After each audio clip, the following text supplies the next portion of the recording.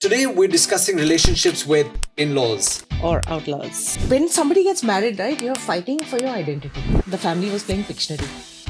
And the mother in law got to draw the devil.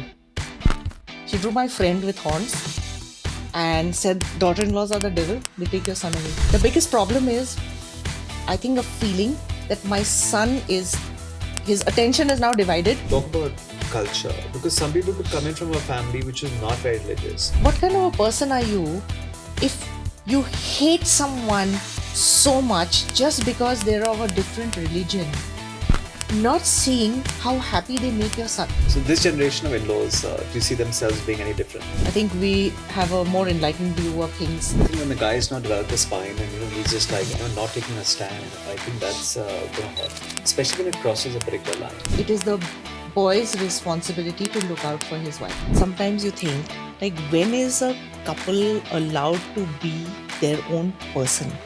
Because you're not treated as an adult even when you're married. A lot of Indian parents suffer from is the inability to detach.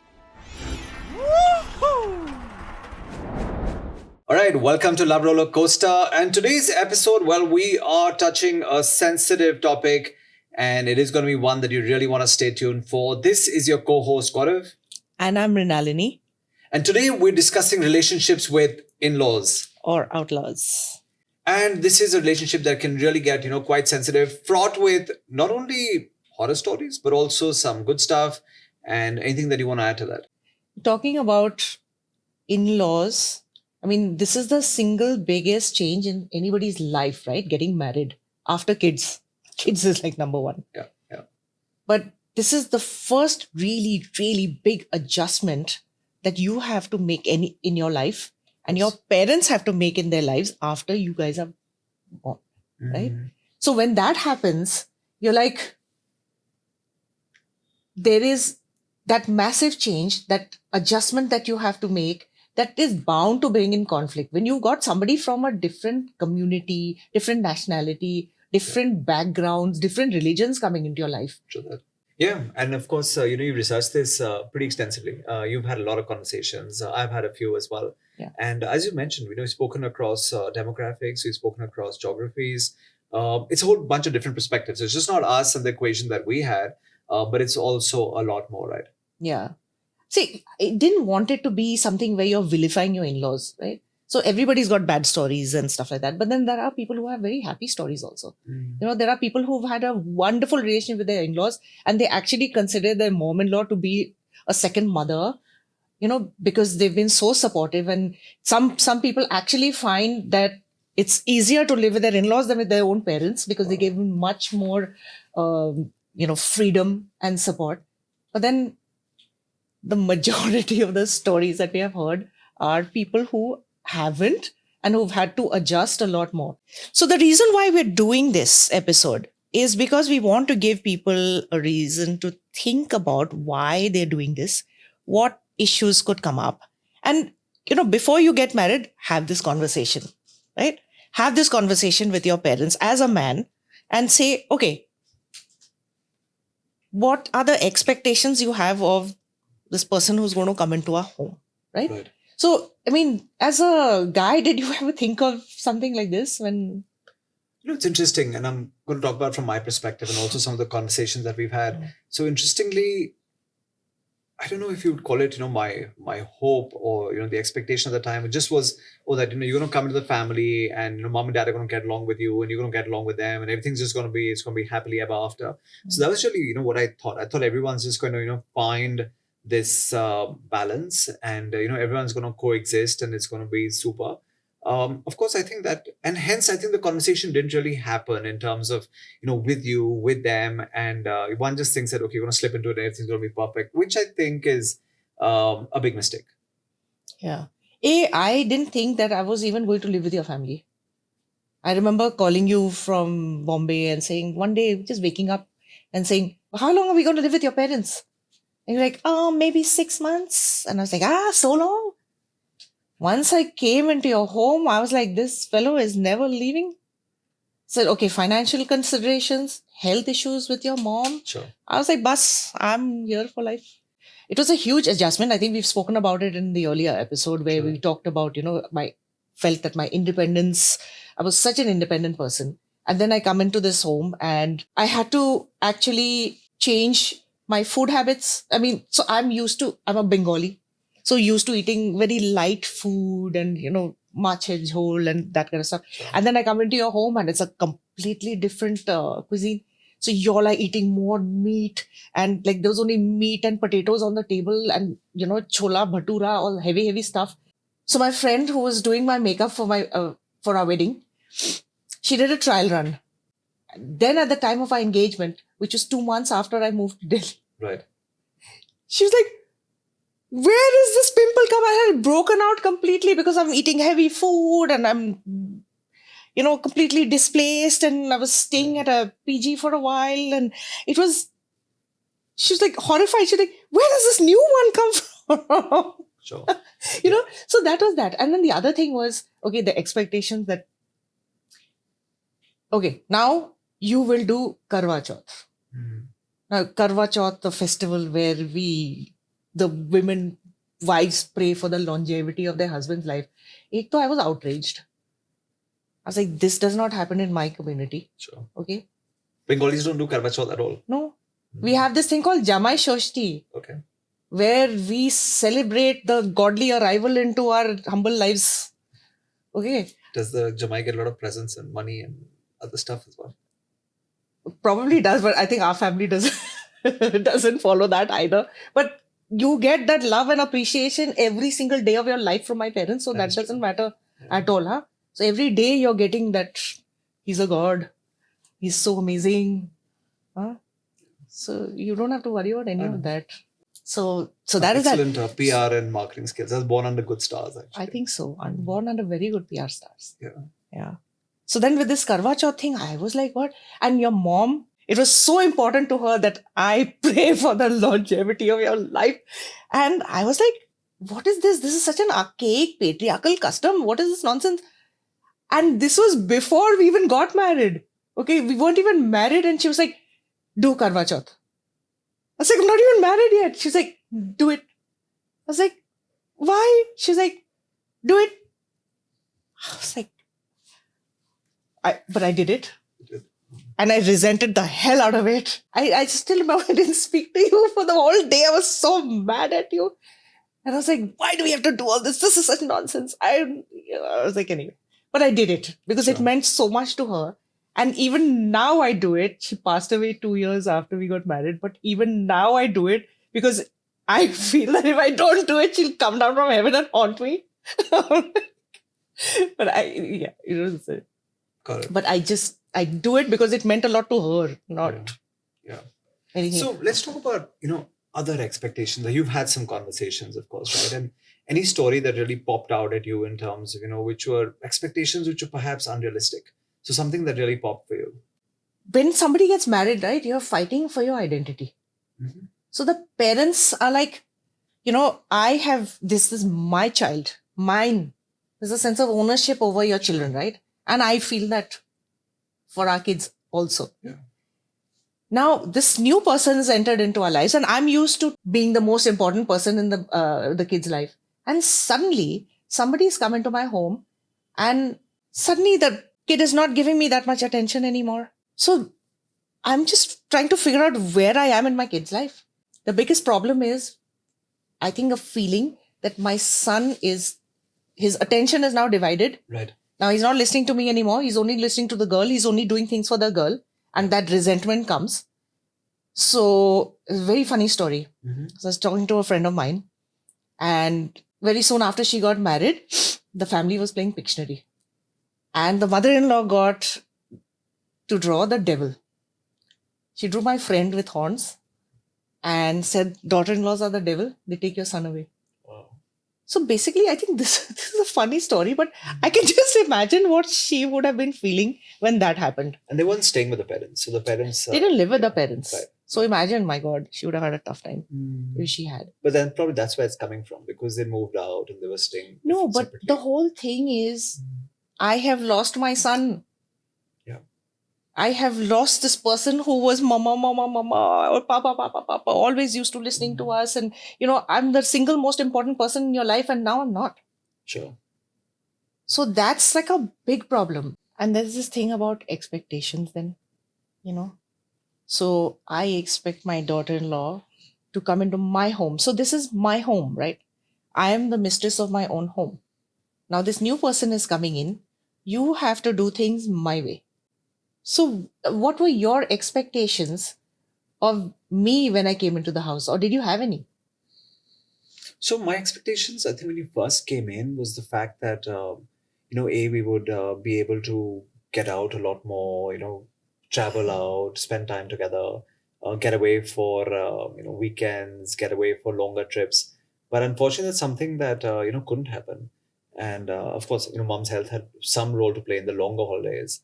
But I think also what happened is that because there were also financial constraints around the time. So I think there's a lot of things that I also thought that we'd be getting out, doing a lot more. But I think that didn't really happen in the initial days. So it wasn't the best of starts, and I think not really the happiest time, as such.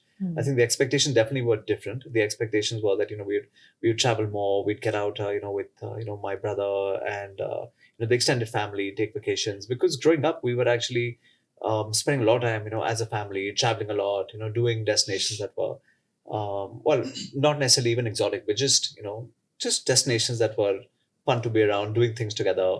Things like that didn't really work out at that point. I guess when a girl decides to get married to a guy, and especially if it's a love marriage, you think you're getting the guy, right? I'm going to be in this union with this other person, and it's going to be the two of us, in love and making our own decisions and riding off into the sunset and living happily ever after. So, but she doesn't realize that he's coming with mama, papa, chachu, chachi, taya, periamma, party, chittappa, the whole jingbang lot. Sure. And you're like, did I really sign up for this? Because it's overwhelming at times. Because everybody wants a piece of you in families that are very, joint and united and very close. And they all have a say in what you should be doing. And everyone's, judging and expecting things of you, which is Yeah. a bit overwhelming again. And do you think For this someone. changes, if you are like, let's say, the youngest bahu or the oldest bahu, or it doesn't matter? It's like Oh, across the yeah. board. Oh, yeah. Oh, yeah. Does it alter because of that as well? I think the oldest daughter-in-law is always, it's like the first child syndrome, right? You're always the hardest on them. You expect the most from them. And I think most of the responsibilities actually fall on them. And then there are some parents who, will pit the two daughter-in-laws against each other, Yeah. because this friend of mine was saying that she was like, I am very modern. I have my own views on things. And my husband is so supportive, and we live away from our in-laws. But my brother-in-law and sister-in-law who were living with them, she was like, my mother-in-law didn't like the other daughter-in-law to spend time with me because she's like, bigad jayegi. Yeah. She's going to listen to her progressive ideas, and she's also going to start Standing up for like herself. Yeah.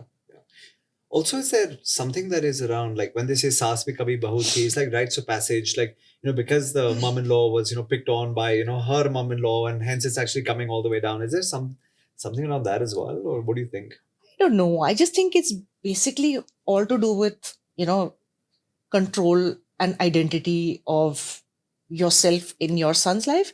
And I think what a lot of Indian parents suffer from is the inability to detach. So I was speaking to another friend, okay, a very qualified doctor. Right.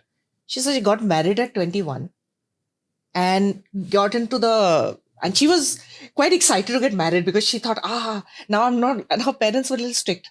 So she Right. says, now I don't have to take permission from them to go out and, party and do things. And, I can be my own person.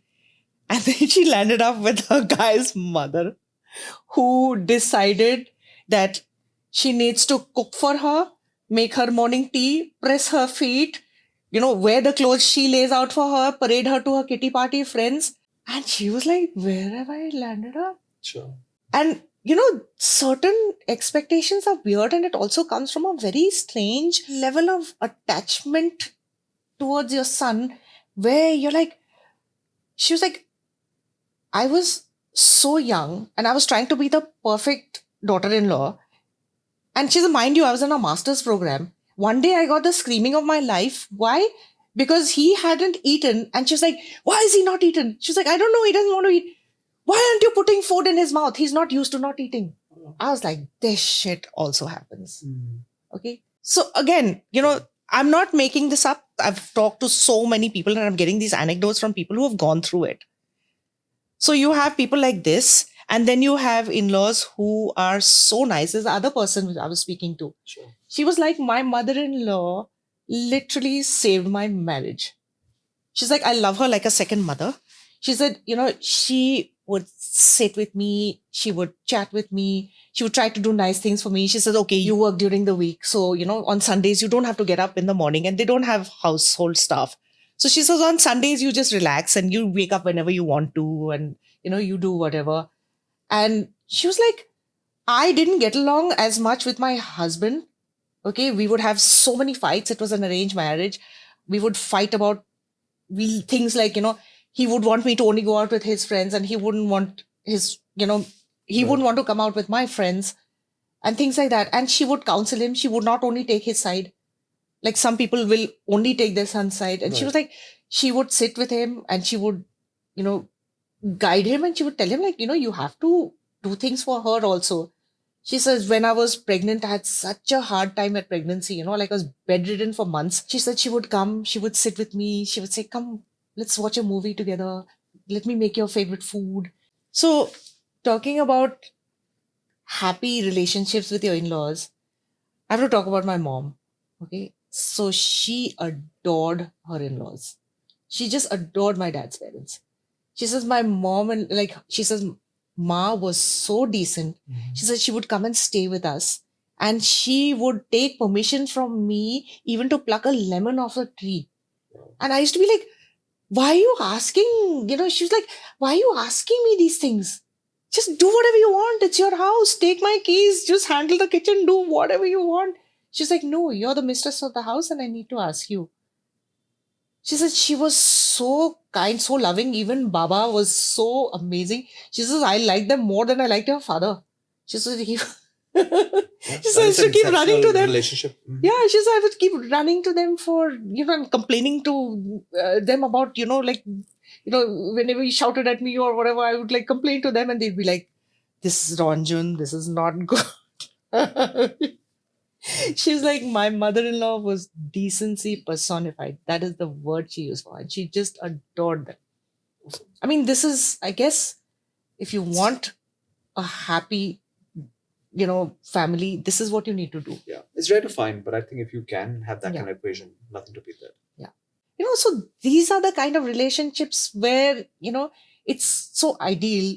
Because here you're not just looking at somebody as an outsider who's trying to take your son away. You're looking at her as somebody who's, you gained a daughter. And there are some people who treat their daughter-in-laws like crap. You cook, you clean, you maintain our lifestyles like the Bara Saab and Bara Mem Saab that we are. It's almost like you brought in a glorified maid. Yeah, into so the a glorified house. maid. So that's what this friend was telling me. She was like, I was like a glorified maid. When someone is in that situation and they go back to their parents and let them know, hey, would they first go back and tell their parents that something like this is happening, or would they kind of, keep it within? Or, if they would go back and tell their parents, how would parents of that girl normally, react and respond? Would they say, suck it up and, this is the way it's to be? Or would then they take a tough stance and say, okay, it's time to, walk out? What do you think, normally happens, or do you think happens in this case? See, I think most people would say give it time. But here we are looking, see, this is a person you've chosen. It's not an arranged marriage. This is a person you've chosen. Right. So the parents like, okay, now you've chosen him and you knew you were going to live with his parents. So now adjust. So the girl has to adjust. Now, the thing with this girl is her marriage didn't last because her husband was not supportive. Even if there was a problem, he never took her side.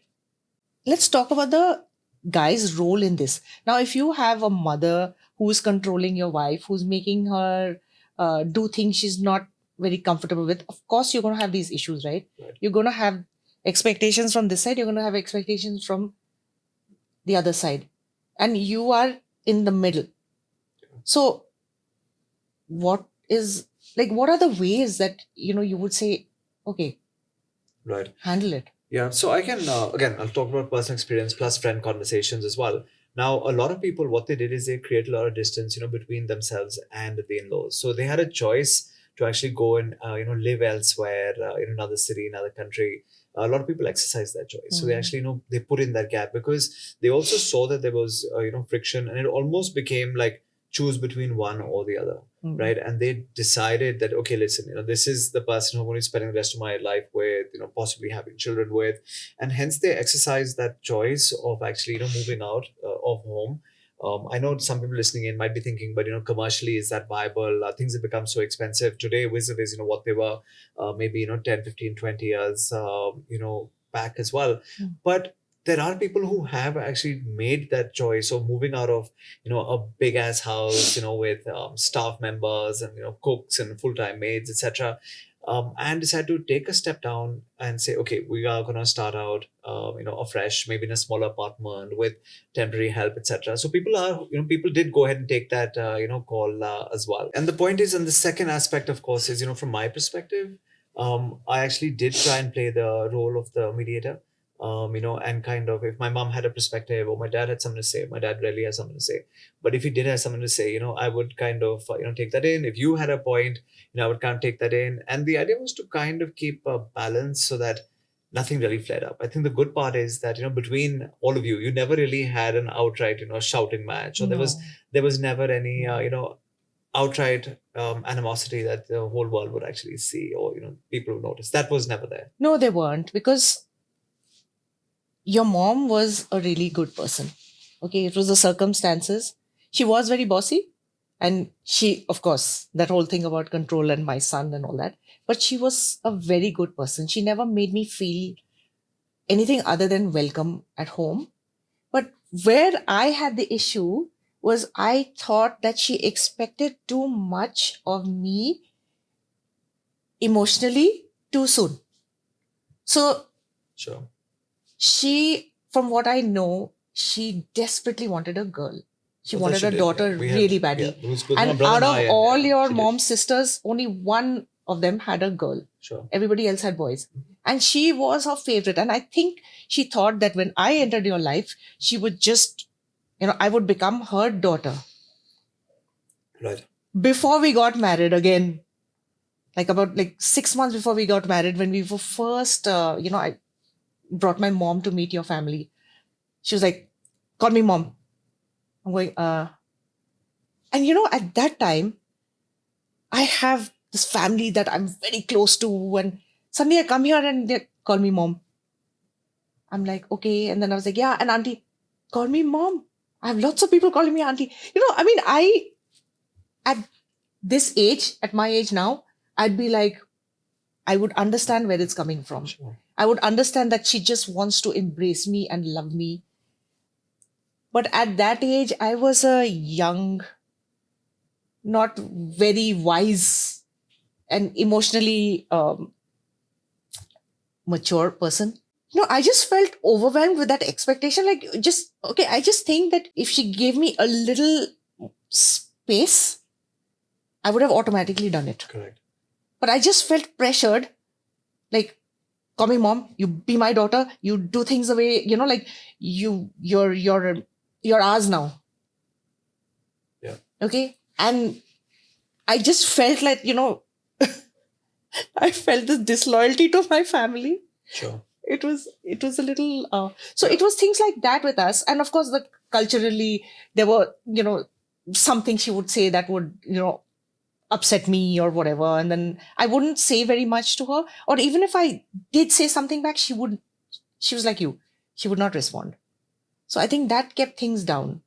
And in our case, it was more about just, loss of independence and just adjusting to a new family, but none of the bad stuff. Because your parents were amazing, and your extended family, like your dad's sister, your mom's sisters, everybody, they just I mean, I got along so well with them. My family got along so well with them. I think even now, your dad takes holidays with my family. They come and stay with us for so many, for months. Sure.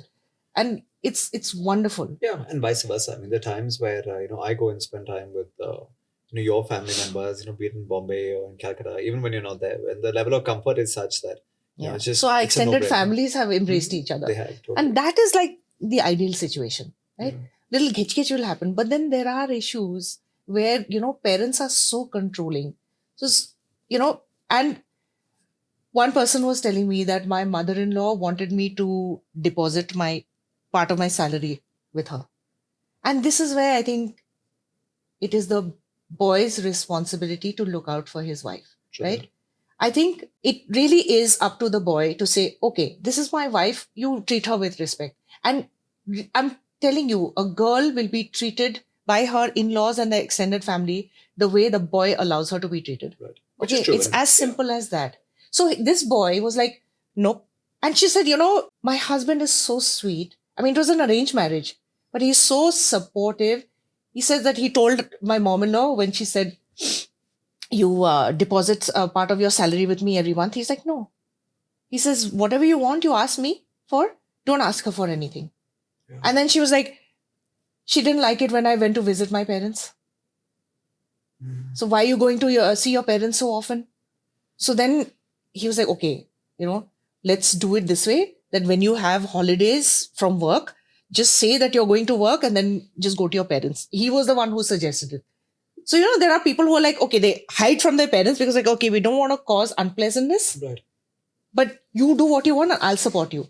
Yeah. Now that is one way to make a marriage work.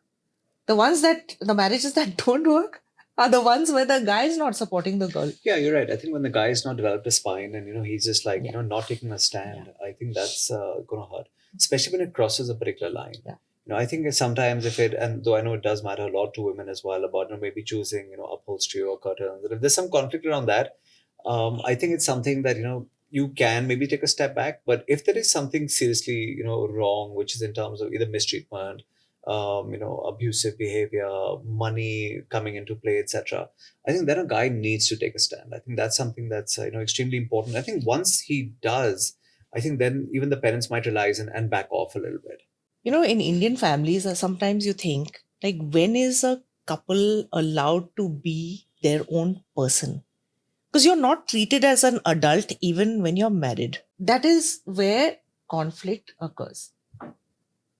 Again, it comes down to my kid. I'm used to telling you something your whole life. Yeah. And now I will dictate how you live your life with your wife. When to have children? After the first year of marriage, they give you 1 year break and then they start have kids, when you're having kids, that kind of thing.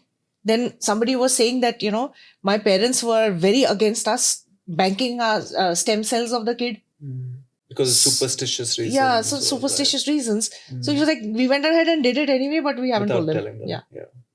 So, I think what happens is when you are not giving your kid and the married couple that freedom to be their own person, they never really grow up actually. Yeah. Like probably that's a reason why you have so many issues, because you're not able to take your own decisions, make your own decisions, especially if you're living with your parents. Sure.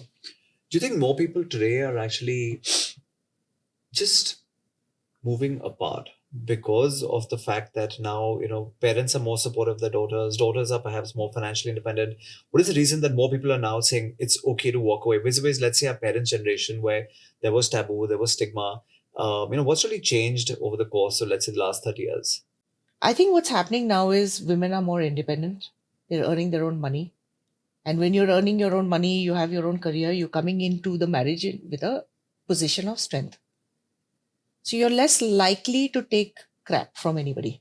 Yeah, and social stigma also, I think, is gone. There was a time where, I'm thinking back to my parents' generation. If they went to my grandparents and we were walking out of the marriage, like my granddad would probably, faint. Mm-hmm. But today, when someone says that, oh, I'm walking away from the marriage, parents would probably be like, are you sure?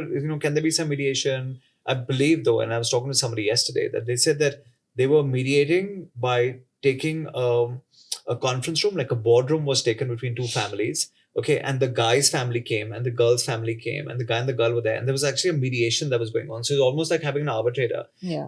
So it's like having a lawyer sit in the meeting and just say, hey, if you go down this path, this are the repercussions, and this is going to happen. So it was almost like a mediation that was happening. So people are going to that extent as well. Yeah. But again, so these kind of things are probably other issues that you have between the boy and the girl. But the in-law issues will only come up if you have very controlling in-laws and the son is not standing up for his wife. Yeah. Or is not able to handle the issues. Does counseling ever help? Like going to a marriage counselor and talking to someone like Not in for that environment? Yeah, I guess. But then again, see, the onus falls on the son, like I have come into your home. It's your responsibility to look after my well-being. You have to tell your parents that this is what I expect you to behave with her. And you have to, wife also, this is how I expect you to behave with my parents. So you make that clear. Yeah. And somewhere you will be put in the middle, right? And that's the least one can do. Fair. Talk about religion, talk about culture, because some people could come in from a family which is not very religious, okay, and then having to come in and do certain things which were kind of against the grain. Did you have any conversations with people around that as well? Yeah. So I know someone who's married into a different religion. The parents just did not want her just because she was from a different faith, right? And what happened was created hell of a lot of problems. It was very traumatic for both of them. Finally, they said, we will be together. And when they did get married, there was all sorts of, you will do things our way, you will follow our customs, you will cook the food that we want, you will, do what we want you to do. And basically wanting her to change the core of her identity, Yeah. It was very difficult because they wanted to be with each other so much and they have a very strong relationship. So the boy was constantly standing up for his wife. He was like, I'm done with them. And she was the one, the good person, even though she said, no, they're your family. No, I have to do, for them. But then again, they would say things and do things that would make her mad. Both of them mad, actually. He was more outraged on her behalf. And yeah, there's another perspective, that I also did come across in one of my conversations where the daughter-in-law really tried. She really tried, she really tried, until it came to a point where she's like, I'm just giving up on this. Yeah. Right. And of course, very supportive husband and everything else. But there came a point where then she became pretty vocal about it as well. And at some point, maybe, and I'm talking many, many years later, right? Kids have happened, kids have started growing up. So now we're talking about 10, 12 years of, indifference from the point of the in-laws. And then she just decided to say, I don't give a shit anymore. And, as a result, when they did come back, and they said, oh, try to make their peace, she's like, I'm done. She's like, that ship has sailed. And I think that's going to happen as well. And I think parents, in-laws, basically, they need to be mindful of the fact that, today there could be that breaking point where it could be the point of no return. So maybe you have to be mindful of that as well. Yeah. So I just think that what kind of a person are you if you hate someone so much just because they're of a different religion, not seeing how happy they make your son? Yeah. And these two that, we're talking about, they're devoted wives. They are devoted wives. Okay. They make the boys so happy. They have wonderful relationships. They're so strong and supportive and this and that. Why would I, as a mother, not accept you? Like, isn't the main thing to make your son happy? True that. But I think again, it does come from, past baggage. It comes from limiting beliefs that they may have had, comes from their upbringing.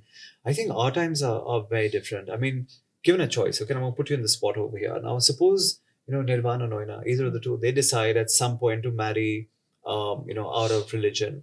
How do you see yourself approaching that as a parent? I don't think at this stage I can control who my children want to marry. Sure. Right? I will hopefully rely on their good judgment, like my parents relied on mine. And I think I would have taught them enough to choose correctly. Like, this is what I'm trying to do from now. Look at the right things, look at the family background, see the way they live, see the way they interact with their family, see how they are. Already having these conversations, like when you're finding a partner or with my son. So hopefully the person they choose will be right for them. And it's their journey, right? And I'm not going to be saying, don't marry this one, don't. I'll give my viewpoints, I'll give my opinions, and then it's up to them. Yeah, If it works, it works. If it doesn't work out, it's their life to live. of course. And I presume your daughter-in-law is not living in your home. Our Oh home. man, no way in hell. Mm. I am not going to be sitting and fighting over cushion covers and curtains with somebody else in my home. Okay. Nirvan will get married when he is able to sustain his wife in the lifestyle that he is used to or it wants, or even start from the bottom. But Maybe you he are marries out. rich and he gets into a lot of money when he gets Oh my married. God, let him not talk to you. He's like, you don't give him advice before he gets married, okay? It's terrible. And really, you want him to be like the kept man. You're like zero expectations that your son is going to grow up and do something big. Marry rich. I didn't Ye say kya that. I just said that he bakwas? could potentially marry rich. No. You're like, oh, maybe he'll marry rich. Just putting an option Nonsense. out there. He's a good-looking guy. Maybe he'll make Ye it work in kya his favor. Please shut up now. Don't talk anymore. Alrighty. Please ignore that, everybody. Oof. So yeah, I get that. Yeah, and also like, so I don't know how I'm going to be. I definitely know I'm going to feel the loss of my kids, right? Their dependence on me, the way we talk, how wonderful our interactions are and how open we are with each other. And there will definitely be a distance when someone comes into their lives, right? Both of them. So this generation of in-laws, do you see themselves being any different? I think so. I mean, in our circle, right, we are a little more modern, we are more accepting. I think we have a more enlightened view of things. And I know I was talking to somebody who's been a mother-in-law for a few years, Right. recently become a mother-in-law again to, second daughter-in-law. Sure. And she's like, now, I think what's happening is that their kids have come to stay with them for a while and, having a baby and stuff like that.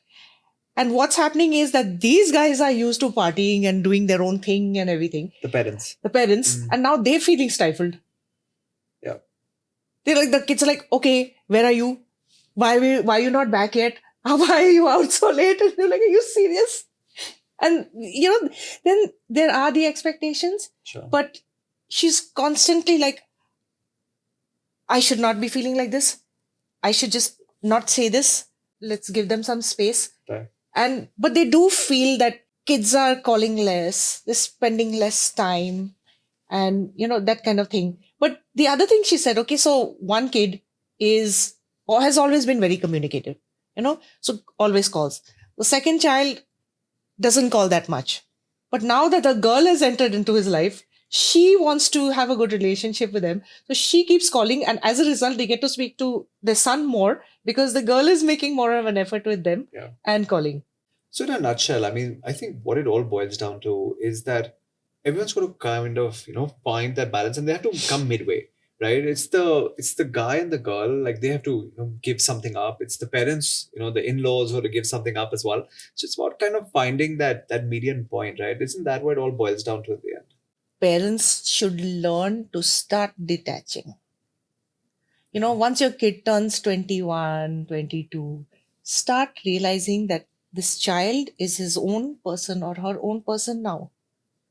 I'm going to allow this person to be an adult, make their own decisions, make their own mistakes, come to me for advice. Sure. That's it. Yeah. That's it.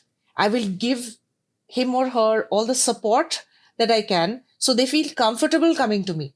Right. Yeah, I think you're right. I think being a helicopter, mom or dad, or being someone trying to micromanage everything, that totally has to stop. I think they have to be allowed to make their own choices, make their own mistakes, make their own, whatever it may be, just make their own path. I think that is really, really So important. guide them the right way and they will make the right decisions. Yeah. Even if they make the wrong decisions, it's theirs to make. True. Yes, you guide them, but don't say, You will not do this. You will not do this. You both will do this. You will do it my way. Chill. You're only going to cause friction and you're going to cause angst and resentment and irritation, and it's not going to work out well for anyone. Agreed. That's good advice. Anything else that you want to advise people who are listening in and would potentially ever have faced this or may potentially face this in the future? Any parting piece of advice you want to give them? I think again, awareness before you're getting into a partnership or a marriage with somebody. Yeah. Have that chat with your parents. What is expected of your wife? Have that chat with your wife. Say, this is expected of you by my parents. You see how it is going to be. I totally agree with that. And I think I'd just like to add to that. I think communication is key. So definitely communicate, set expectations. If you're stuck, like seek help. And if it really gets really bad, I mean, just see if you can actually mediate your way towards a solution rather than just letting things blow up and get all crazy. For a guy, there are three ways you can do this. One is absorb like you did. Take it from this side, absorb it. Take it from that side, absorb it. Whatever, right? So then you're not. The two sides are not fighting. Sure.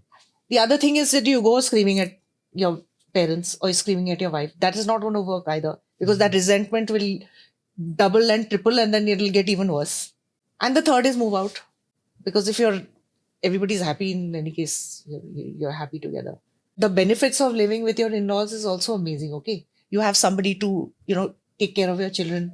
Sure. You have you go to work, father and mom are taking your kid for a walk, looking after them, feeding them. They have a wonderful family structure.